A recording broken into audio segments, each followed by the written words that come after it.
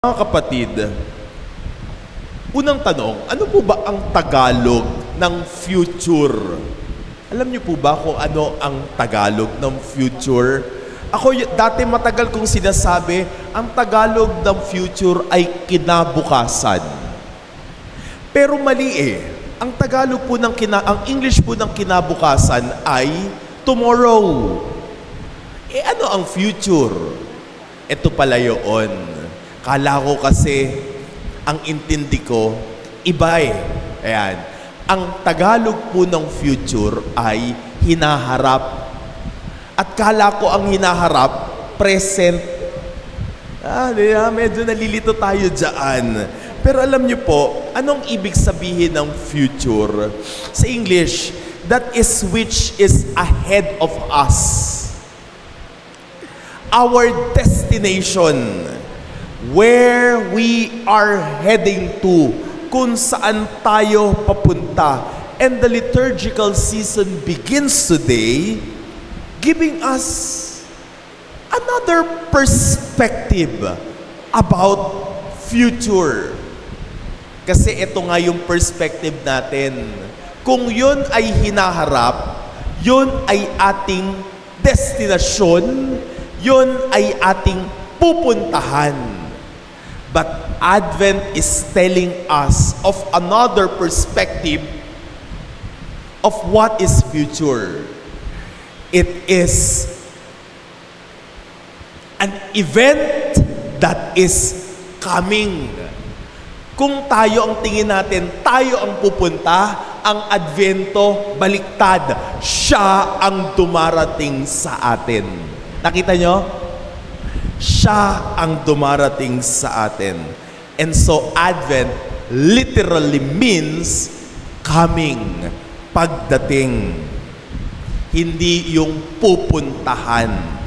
And so, we ritualize this Advent by lighting up 4 candles. 4 na kandila. Bawat linggo, may sisindihan tayong kandila. Sa ibabaw ng isang Advent treat, may 4 na kandila na kung saan maaari nating isagawa ito sa ating tahanan.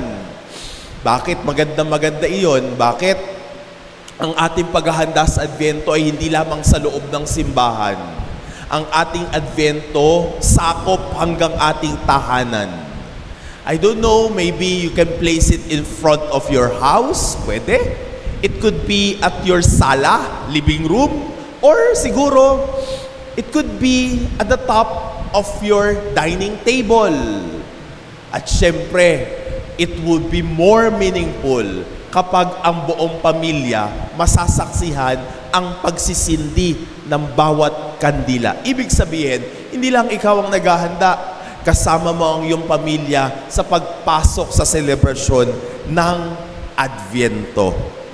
My dear brothers and sisters, it is very important to emphasize that Advent is not Christmas. Advent is not yet Christmas. Please lang ho, pakitandaan po natin that Advent is not yet Christmas. Ang problema natin ito, wala tayong pasensya na kinakailangan nating daanan itong espesyal na panahon na ito. Ano nangyayari? Nawawala po yung disposition natin ng paghihintay. Nawawala po yung disposition natin ng vigilance. Ng laging gising. Nawawala yung disposition natin ng pagiging handa, preparedness. At kung wala yung mga yon, wala rin po yung disposition natin ng panalangin at pagbabalik loob. Ang gusto kaagad natin, sumalang, mag-dive kaagad sa Christmas. Kaya ano nangyayari?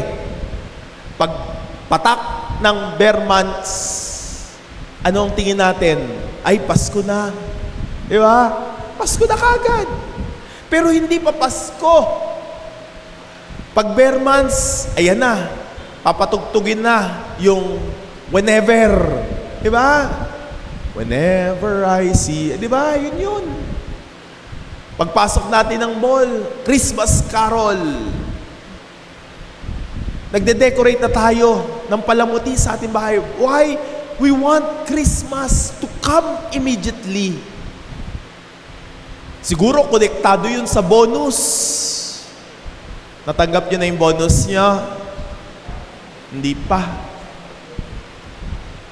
Magbigay kayo ng balik handog, darating na yung bonus nyo. Or maybe we are so proud na ang Pilipinas is holding the record of the longest Christmas in the whole wide world. Guinness Book of Record, per months. Ang Pilipino, ang haba ng Christmas. Pero, come to think of it, such a special occasion demands a tedious preparation. At ano yun? Doon papasok ang Advento. Notice this, halos lahat ng espesyal na okasyon ng simbahan ay mayroong kaakibat na paghahanda. Tignan nyo, Easter Sunday, merong 40 araw na tinatawag na Kwaresma. Pag magpe-festa, di ba, merong 9 na araw na novena. Same with Christmas. It demands for us to prepare not only physical preparation, but to dispose our heart. At paano i-dispose ang ating puso? Hindi kung gaano kakintab, kumikintab, kumukutikititap ang ating mga tahanan. More than that is to prepare our heart. Sana take time para tayo ay makapagkumpisal. Please. It is not a favor you are giving to your priest. No. Bakit? Anong pa nakapakilam namin? Ang sakit kaya sa tengang pakinggan ng inyong mga kasalanan.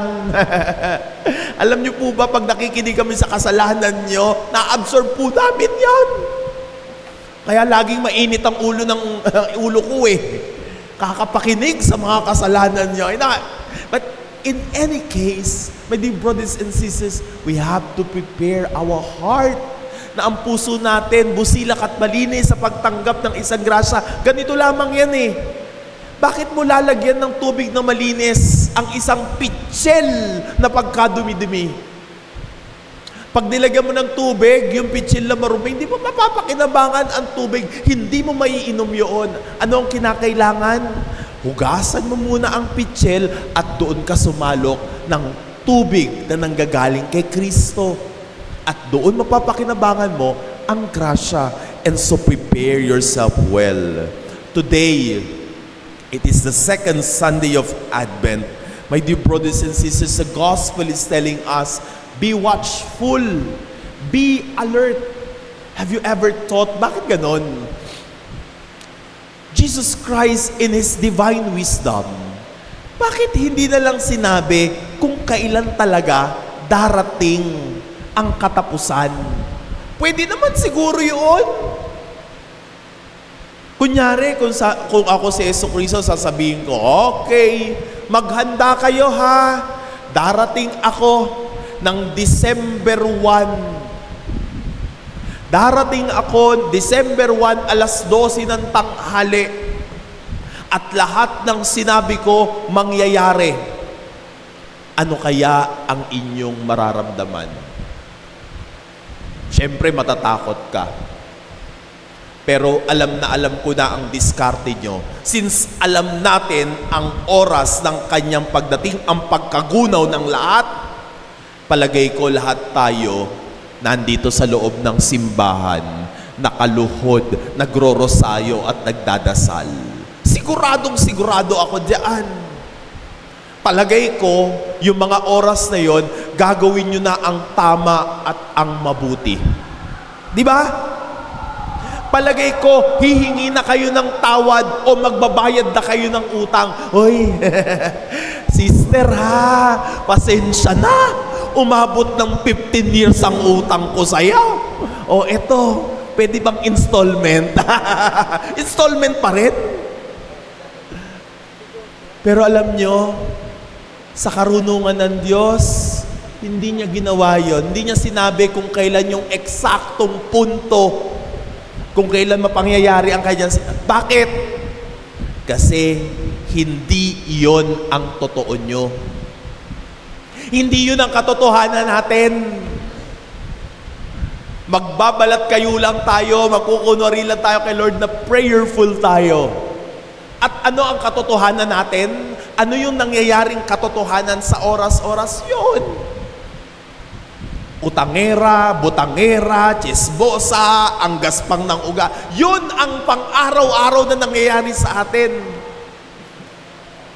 Why? Because there is no sense. Wala tayong pag-iisip. Hindi natin naiisip na anytime darating ang Panginoon. Anytime. Tignan nyo yung katabi nyo. Baka next week wala na yan. Joke lang. My dear brothers and sisters, huwag mawala ang pag-asa. Itong Advento na ito, sinasabing umasa ka. Huwag mawawala. Dahil ang tao na nawalan ng pag-asa ay ang taong halos wala ng buhay.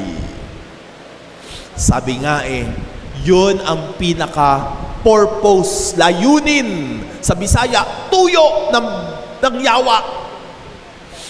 Tanggalin ang paglaom, tanggalin ang iyong pag-asa.